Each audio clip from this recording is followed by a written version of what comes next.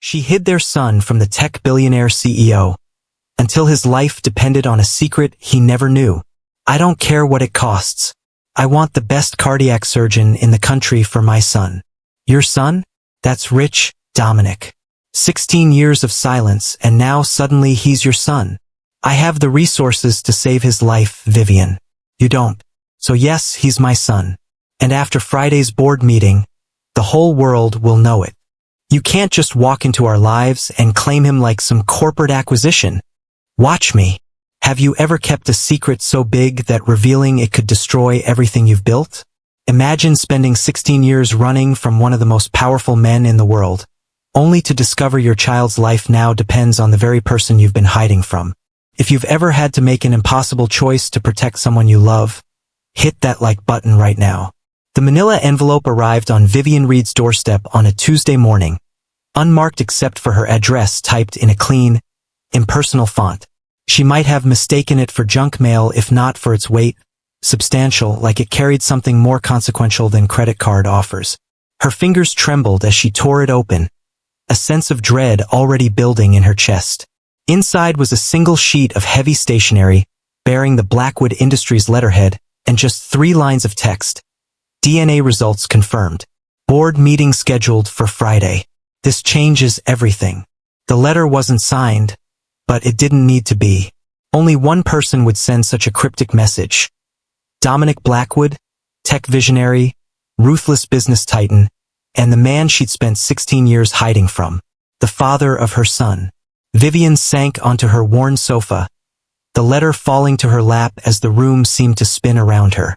After all this time, all the careful precautions, the false names, the midnight relocations, he'd found them. Found Lucas. Mom! Her son's voice called from the hallway. Have you seen my biology textbook? I need it for the test today. Vivian quickly folded the letter and slipped it into her pocket just as Lucas appeared in the doorway. At 16, he was already tall, with intelligent eyes that reminded her painfully of his father. He wore his school uniform. The scholarship to Westridge Academy had been a blessing they couldn't afford to refuse, even knowing it placed them dangerously close to Dominic's sphere of influence. It's on the kitchen counter, she managed, forcing her voice to remain steady. Did you eat breakfast? Grabbed a protein bar. He studied her face with that perceptive gaze that missed nothing. You okay? You look pale. Just tired. Big deadline at work. The lie came easily after years of practice. Lucas hesitated, clearly unconvinced, but the clock on the wall showed 7:45. I've got to run. Chess club meets before school. He grabbed his backpack, then paused. Don't forget, parent-teacher conferences tonight. Ms. Harlow specifically asked if you could make it. I'll be there, Vivian promised, forcing a smile until the front door closed behind him. The moment he was gone, she unfolded the letter again, her mind racing. DNA results. After all these years of careful anonymity, how had Dominic obtained Lucas's DNA? And why now, after showing no interest in finding them for over a decade? The answer hit her with sickening clarity as she recalled the school's science fair 3 weeks ago. The genetics project where students had swabbed their cheeks, extracting DNA to examine under microscopes. The tall man in an expensive suit who'd lingered at Lucas's display, asking pointed questions about his methodology. Brilliant work, he'd commented, his voice carrying that distinctive cadence Vivian would recognize anywhere. You have a remarkable mind.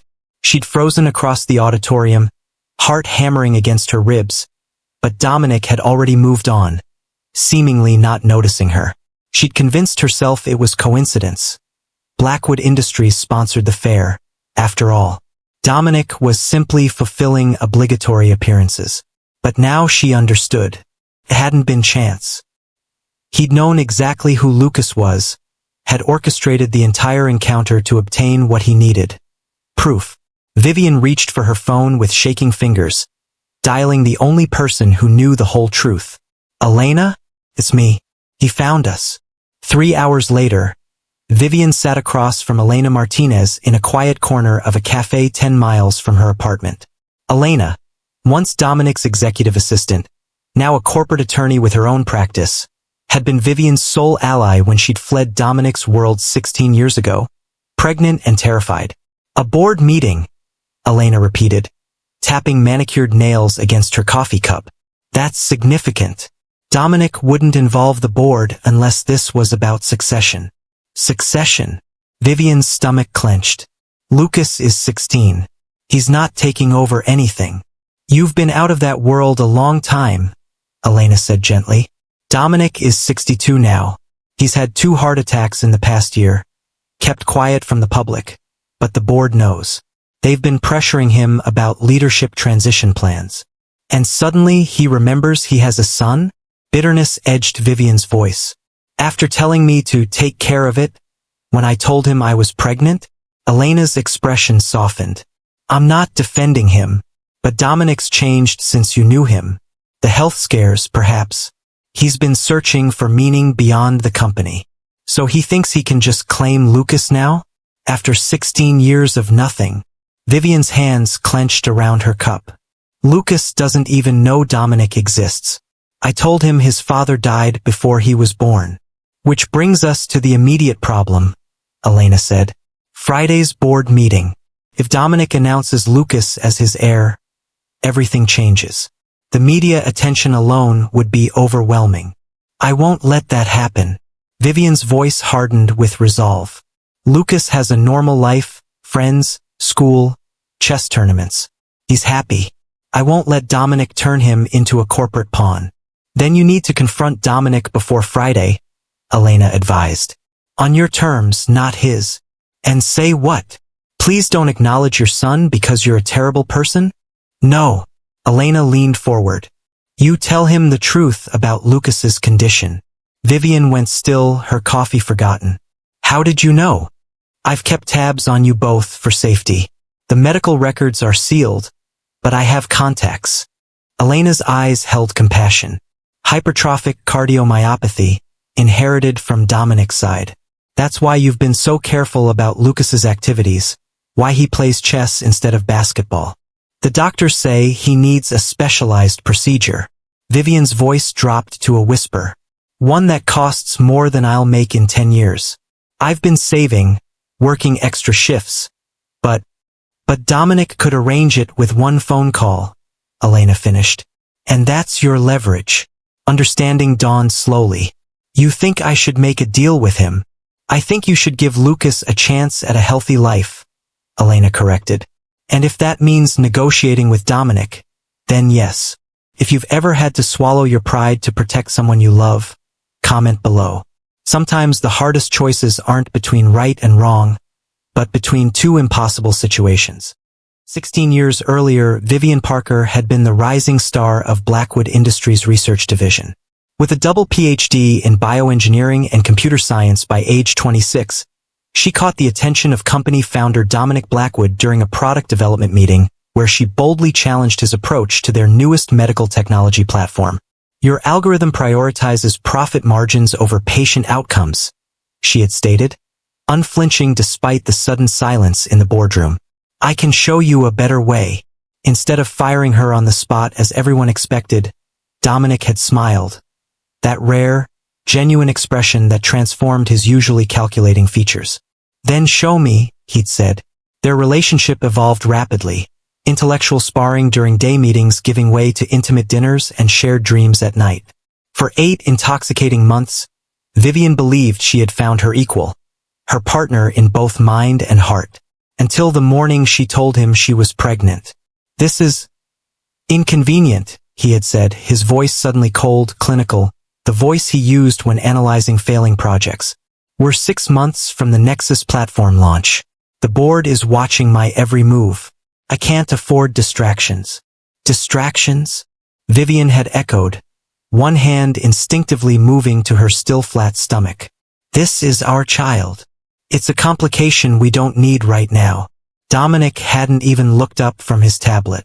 My assistant will arrange everything. Discretion is paramount. In that moment, Vivian saw with devastating clarity what she had refused to acknowledge during their relationship. That for Dominic Blackwood, everything and everyone was ultimately a resource to be optimized or an obstacle to be removed. She left his office without another word, but instead of contacting his assistant, she reached out to Elena Martinez, the only person at Blackwood Industries who had ever shown her genuine kindness. "He'll come after you?"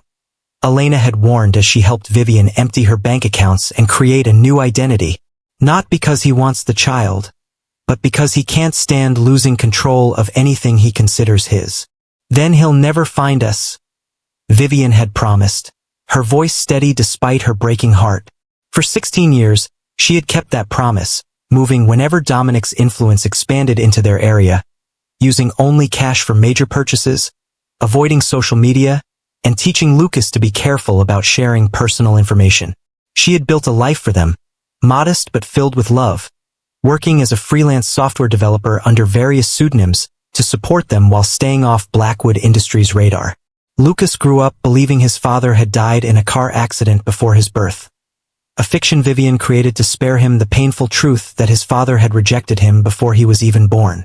She filled their small home with books, puzzles, and second-hand computers that Lucas quickly learned to rebuild and program. By age 7, he was coding his own games. By 12, he was solving university-level mathematics problems. But alongside his extraordinary intellect came a shadow that shaped his childhood in ways he didn't fully understand. At age 8, after collapsing during a soccer game, Lucas was diagnosed with hypertrophic cardiomyopathy, a thickening of the heart muscle that made strenuous physical activity dangerous. "It means you need to be careful with your heart," Vivian had explained, holding his small hand in the pediatric cardiologist's office. "Your brain is your superpower anyway." "Will I die young?" he had asked with the direct simplicity of childhood. Vivian had swallowed hard. "Not if we're careful. Not if we follow the doctor's instructions." What she didn't tell him was that the condition was genetic, inherited from the father he believed was dead. The same condition that had now caused Dominic Blackwood's recent heart attacks, though Lucas had no way of connecting those private corporate events to his own health struggles. Despite these challenges, Lucas thrived academically. When Westridge Academy, the prestigious private school known for its advanced science program, offered him a full scholarship, Vivian had hesitated. The school was heavily funded by Blackwood Industries, placing them dangerously close to Dominic's sphere of influence. But denying Lucas this opportunity seemed cruel when his academic gifts were his greatest joy. Now, sitting across from Elena in the cafe, Vivian stared out the window, watching rain begin to speckle the glass. The specialists had been clear. Without intervention, Lucas faced increasingly dangerous risks as he entered adulthood. The procedure he needed was cutting-edge, expensive, and only performed by a handful of specialists worldwide. "I've protected him from Dominic his whole life," she said softly. "How do I suddenly tell him the truth?" "With honesty," Elena replied. "Lucas is 16, not 6. He deserves to know his own history, especially when it affects his future so directly." That evening, after a parent-teacher conference where Ms. Harlow praised Lucas's brilliant mind and leadership potential, Vivian sat at their kitchen table waiting for her son to return from study group.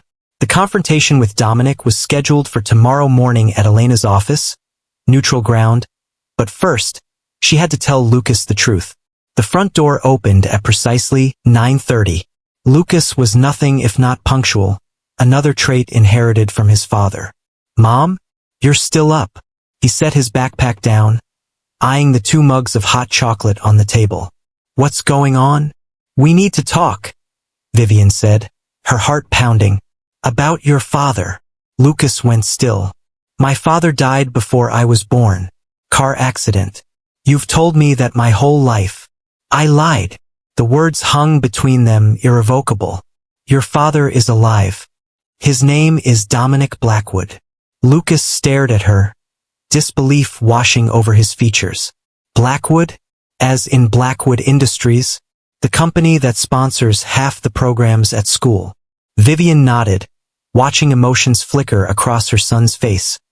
Confusion, anger, betrayal. "Why?" The single word contained 16 years of questions. "Because I was afraid," Vivian admitted. "When I told him I was pregnant, he wanted nothing to do with us. He was building his empire, and a child, a family, didn't fit his plans." She reached across the table, but Lucas pulled back.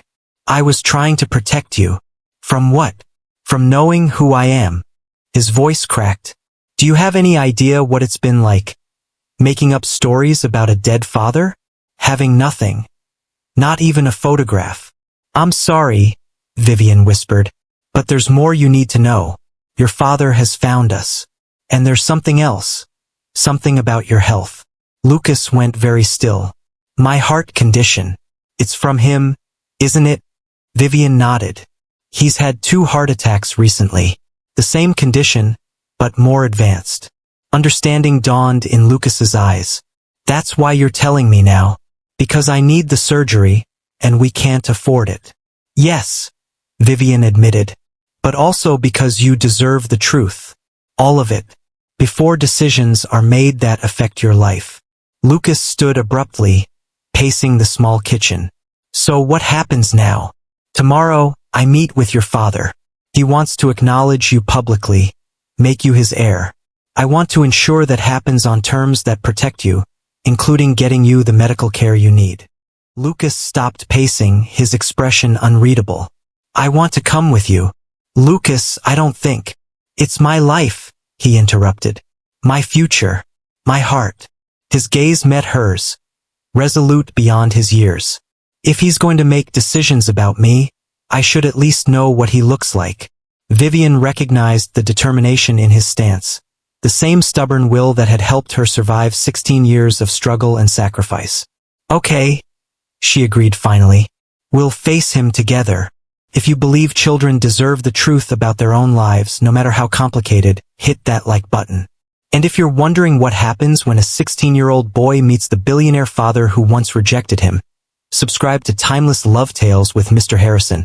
The next morning dawned gray and drizzling, matching Vivian's mood as she and Lucas made their way to Elena's downtown office. Lucas had barely spoken since their conversation the night before, processing the revelation that had upended his understanding of his own life. He wore his school uniform despite Vivian telling him he could stay home today. Another inherited trait from Dominic, the instinct to face difficult situations with formal armor. Elena met them in the lobby, her professional demeanor softening as she greeted Lucas for the first time in years. You've grown so much, she said, squeezing his shoulder. Last time I saw you, you were learning to walk. You knew too, Lucas asked, his voice carefully neutral. About my father? I helped your mother when she needed to leave, Elena explained gently. And I've kept an eye on you both from a distance. Does everyone have secrets about me except me? The bitterness in his tone made Vivian flinch. He's already here, Elena said quietly to Vivian. Conference room on the 10th floor. Are you sure about this? Vivian glanced at Lucas, who stood straight-backed and resolute. We're sure. The elevator ride was silent, tension building with each ascending floor. When the doors opened, Elena led them down a hallway to a set of double doors. Ready? She asked. Vivian took a deep breath and nodded. Lucas said nothing, but his jaw tightened in a way that reminded her so painfully of Dominic that for a moment she couldn't breathe. Elena pushed open the doors, and there he was. Dominic Blackwood stood at the window, his back to them, silhouetted against the rainy cityscape. At the sound of the door, he turned, and Vivian felt 16 years collapse into a single heartbeat. He was older, of course, silver threading through his dark hair, lines etched more deeply around his eyes, but still unmistakably the man who had once been the center of her world. His gaze moved past her immediately, locking onto Lucas with an intensity that made the air in the room feel suddenly charged. Father and son, face to face for the first time, studying each other with identical expressions of careful assessment. Lucas, Dominic said finally, his voice betraying a rare hint of emotion. Thank you for coming. Lucas said nothing, his eyes taking in every detail of the father he'd believed was dead until 12 hours ago. Please sit, Elena intervened, gesturing to the conference table. We have a lot to discuss and limited time. They arranged themselves around the table, Vivian and Lucas on one side, Dominic on the other, with Elena at the head as mediator. The symbolism wasn't lost on any of them. I'll be direct, Dominic began, his gaze still fixed on Lucas. I've known about you for some time. Finding you was complicated, given your mother's precautions, but not impossible. Why now? Lucas asked, speaking for the first time. Why after 16 years? Dominic's expression shifted subtly. Several reasons. My health situation has forced certain considerations about the future of Blackwood Industries. The board is pressing for succession plans. So I'm a corporate solution, Lucas said flatly. Convenient. A flash of something respect perhaps crossed Dominic's features. You're my son, my only child. That makes you my heir regardless of timing. I was your son 16 years ago too, Lucas countered. When you told my mother to take care of the problem. Dominic's gaze flicked to Vivian, then back to Lucas. I made mistakes, significant ones. I was focused on building something that would last generations, not realizing that generations begin with family. How poetic, Vivian interjected, unable to contain herself. Did your PR team write that for you? Vivian, Elena cautioned softly. No, she's right to be skeptical, Dominic acknowledged. My actions 16 years ago were indefensible. I can't change them, but I can try to make amends now. By announcing to your board that you've discovered a convenient heir? Vivian challenged. By dragging Lucas into the spotlight without any preparation? By disrupting the life we've built without you? By offering Lucas opportunities I'm uniquely positioned to provide, Dominic countered, including the cardiac procedure he needs. The room went silent. Lucas looked between his parents, understanding dawning in his eyes. You told him about my heart? He asked Vivian, betrayal coloring his voice. No, Dominic answered before Vivian could speak. I accessed your medical records. You what? Vivian stood, fury radiating from her. That's illegal. Those records are sealed. I have resources, Dominic said simply. When I confirmed Lucas was my son, I wanted to know everything about him. His health was priority one. You had no right, Vivian hissed. Perhaps not, Dominic conceded. But it led me to discover that Lucas has the same condition that's caused my recent cardiac events, and that he needs a procedure I can arrange immediately with the top specialist in the field. I don't want your help, Lucas said suddenly, his voice steady despite the emotion in his eyes. I don't want anything from you. Lucas? Vivian began, torn between pride in his independence and fear for his health. You don't have to want it, Dominic replied calmly. But consider this, the procedure you need has an 87% success rate when performed by Dr. Nishimura in Tokyo. The standard procedure covered by insurance has a 62% success rate and higher risk of complications. This isn't about me or what I want. It's about giving you the best chance at a long, healthy life. Lucas fell silent, the rational part of his mind, the part that had always excelled at chess, at seeing moves ahead, clearly processing this information against his emotional reaction. What's the catch? He finally asked. What do you want in exchange? Lucas, Vivian protested. It's a fair question, Dominic said. I want to acknowledge you publicly as my son. I want you to take your rightful place in the company's succession plan, not immediately but eventually after college and proper training. And I want the opportunity to know you. And if I refuse? Lucas challenged. The medical treatment is unconditional, Dominic stated firmly. Whatever else happens between us, I won't withhold that. But I hope you'll consider the rest. Elena, who had been quietly observing, finally spoke. Perhaps we should discuss specific terms. Vivian, what are your concerns about Lucas being publicly acknowledged? Media intrusion, loss of privacy, academic pressure, social isolation. Vivian listed them rapidly. Being defined by his relationship to you rather than his own accomplishments. Being thrust into a corporate world he knows nothing about. All valid concerns, Dominic acknowledged. I propose a controlled announcement. No press conferences, no interviews. A simple statement confirming Lucas as my son, with the understanding that his privacy will be respected while he completes his education. And the succession plan? Vivian pressed. can remain private for now. The board needs reassurance about the future, not an immediate heir apparent. Lucas would have no obligations to the company until after college, if he chooses that path at all.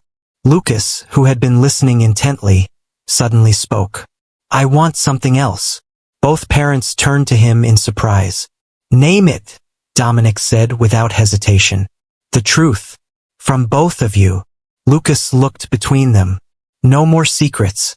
No more decisions made about my life without my input. And I want access to the research division at Blackwood Industries. I have ideas about cardiac monitoring technology that could help people with our condition.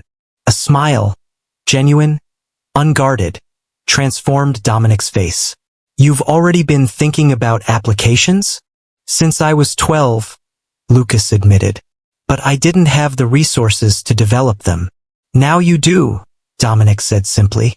Vivian watched this exchange with a complex mixture of emotions. Pride in her son's brilliance, fear of losing him to Dominic's world, and a grudging recognition that perhaps Lucas needed both of them, in different ways. I have conditions too, she said firmly. Lucas continues living with me. His education remains our priority. Any public appearances are approved by both of us. And you don't get to make up for 16 years of absence by showering him with expensive gifts or opportunities that undermine the values I've raised him with. Agreed, Dominic said without hesitation. With one amendment. I want regular visitation. Weekly dinners at minimum. Twice monthly, Vivian countered.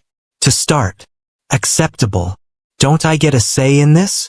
Lucas interjected, looking between his parents with a mixture of irritation and bewilderment. Of course you do, Vivian said immediately. Absolutely, Dominic echoed. For the first time since entering the room, Lucas smiled slightly. You two finally agree on something. The tension in the room eased fractionally.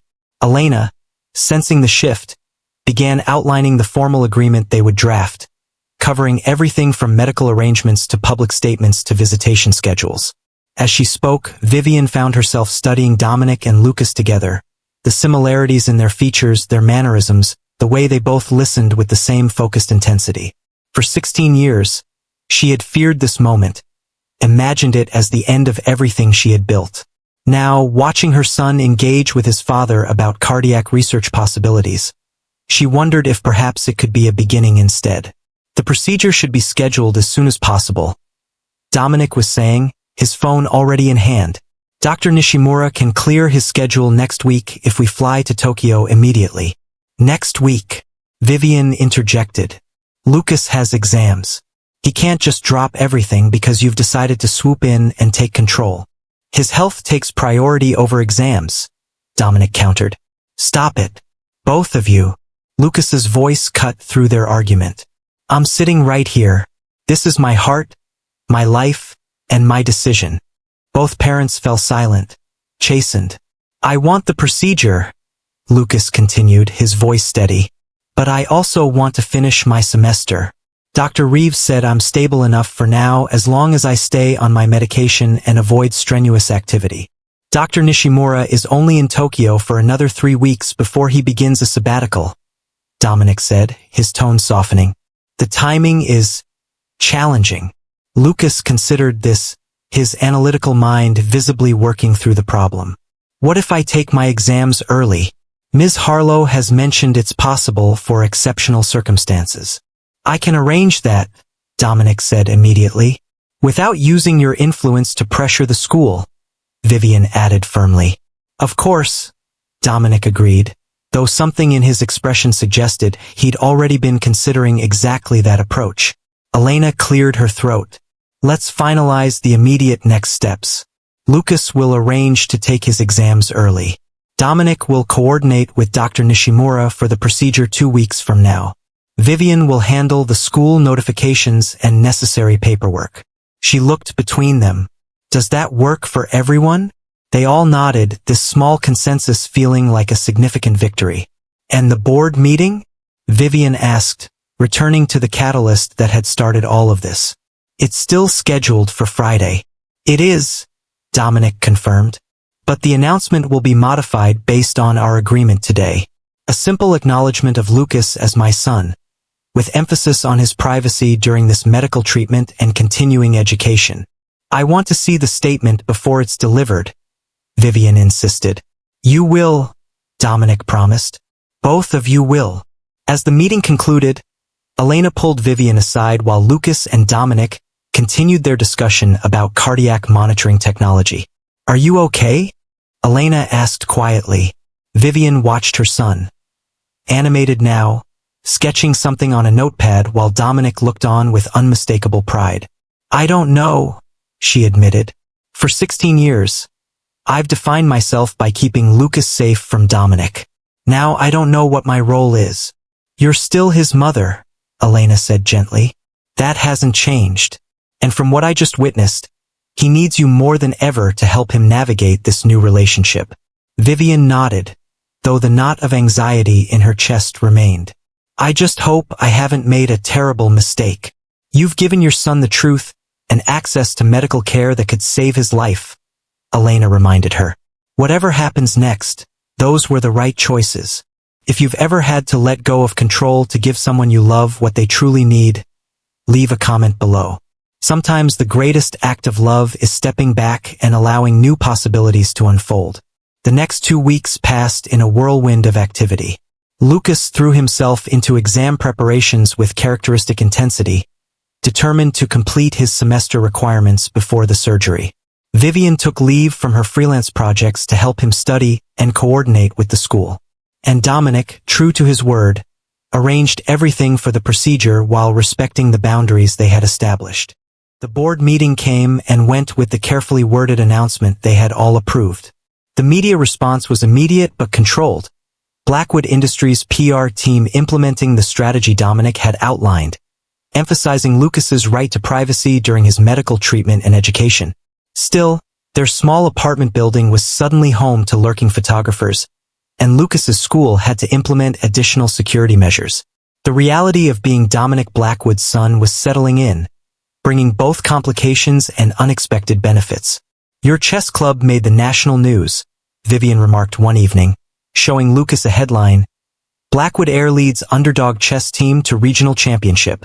Lucas grimaced. Great.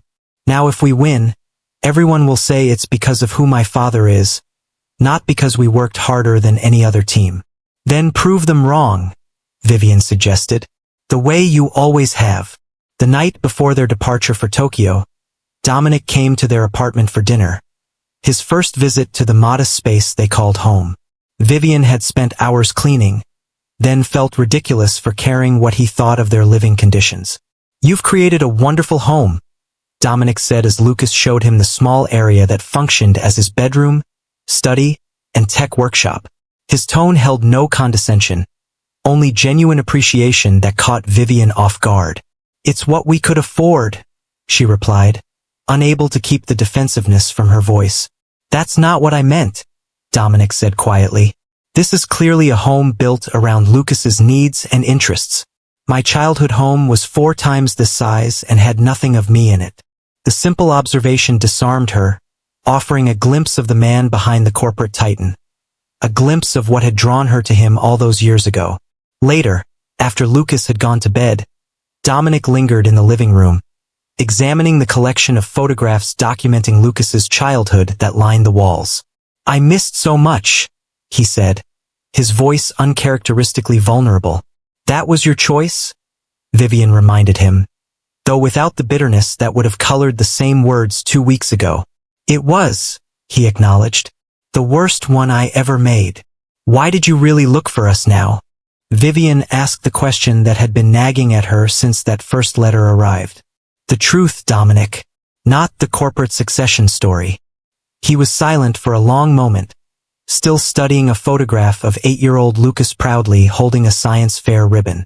When the doctors told me about my heart condition, they asked about family medical history. I realized I knew nothing about my father's health. He died when I was very young, and that if I had a child somewhere in the world, they might have inherited the same condition. He turned to face her. It started as a health concern, but once I found Lucas's school records, saw his test scores, his chess championships, I wanted to know him, not as an heir, but as my son. And if he had been ordinary, average intelligence, no special talents, he would still be my son, Dominic said simply. But he's not ordinary. He's extraordinary. Like his mother. The unexpected compliment hung in the air between them, a reminder of what had once been. We should get some rest, Vivian said finally. Tomorrow will be a long day. Dominic nodded, moving toward the door. The car will be here at 7. Dr. Nishimura has reviewed all the records and is confident about the procedure. He'd better be, considering what you're paying him, Vivian remarked. A ghost of a smile touched Dominic's lips. Some things are worth any price. The journey to Tokyo was surreal. Dominic's private jet, the luxury hotel suite he'd arranged near the hospital, the team of specialists waiting to meet them upon arrival. For Lucas, who had grown up with budget constraints defining every experience, the contrast was jarring. This is insane, he whispered to Vivian as they were escorted to a private wing of the hospital. Do you know how many people with my condition could be treated for what this is costing? Your father doesn't do anything halfway, Vivian replied, though she shared his discomfort with the extravagance. Dr. Nishimura, a serene man with kind eyes and world-renowned expertise, spent an hour explaining the procedure to Lucas in detail, treating him with the respect of an adult rather than talking over him to his parents. You have questions, he observed as he concluded his explanation. Please, ask them. The monitoring system you've developed, Lucas said immediately. It uses quantum sensors to detect microscopic changes in heart rhythm patterns, right? But have you considered applying machine learning algorithms to predict arrhythmias before they occur? Dr. Nishimura's eyebrows rose in surprise, then appreciation. We are exploring that very approach in our research division. Perhaps you would like to see our laboratory while you are here. Absolutely, Lucas said, his eyes lighting up. Dominic, who had been quietly observing, exchanged a glance with Vivian, shared pride in their son's brilliance momentarily bridging the gulf between them. The night before the surgery, Lucas grew uncharacteristically quiet. Vivian found him on the hotel suite's balcony, staring out at the Tokyo skyline. Nervous? She asked, joining him at the railing. A little, he admitted. Not about the surgery itself. About everything after. What do you mean? Lucas turned to her, his expression troubled. 2 weeks ago I was just Lucas Reed, the chess club captain with a heart condition. Now I'm Lucas Blackwood, heir to a tech empire, getting a cutting-edge procedure most people with my condition could never access. He shook his head. It feels wrong somehow, like I don't deserve this just because of DNA. Oh, Lucas. Vivian wrapped an arm around his shoulders. You deserve every opportunity, every advantage. Not because of who your father is, but because of who you are, your kindness, your brilliance, your integrity. But what about everyone else with this condition? What makes me special? Nothing and everything, came Dominic's voice from the doorway. He stepped onto the balcony, joining them at the railing. You're right to question the fairness of it. Most people with hypertrophic cardiomyopathy will never have access to Dr. Nishimura's procedure. Then how can I accept it? Lucas challenged. By using your privilege to change that reality, Dominic replied. The monitoring system you were discussing with Dr. Nishimura? If developed properly, it could revolutionize treatment for this condition globally. Your ideas, combined with Blackwood Industries' resources, could help thousands of people who will never set foot in this hospital. Lucas considered this, the weight of possibility settling on his young shoulders. You'd really let me direct research like that? I'd support you in it, Dominic corrected. Because it matters to you, and because it's the right thing to do. Vivian watched this exchange with a mixture of emotions. Pride in Lucas's compassion, wariness of Dominic's influence, and a growing recognition that perhaps her son needed both of their strengths to become the person he was meant to be. One step at a time, she reminded them both. First, the surgery, then recovery, then we can talk about changing the world. Lucas nodded, some of the tension leaving his shoulders. I just want to be worthy of this chance. You already are, Vivian assured him. Your mother's right, Dominic added quietly. And I'm sorry it took me 16 years to recognize that. The three of them stood together on the balcony, the Tokyo lights glittering below them like stars. A family formed by secrets and lies, now tentatively rebuilding on a foundation of difficult truths.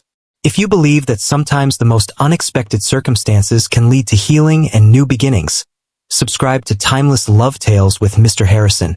In our next video, you'll discover what happened after Lucas's surgery, and how one teenager's vision transformed not just his own future, but the lives of thousands of others with his condition.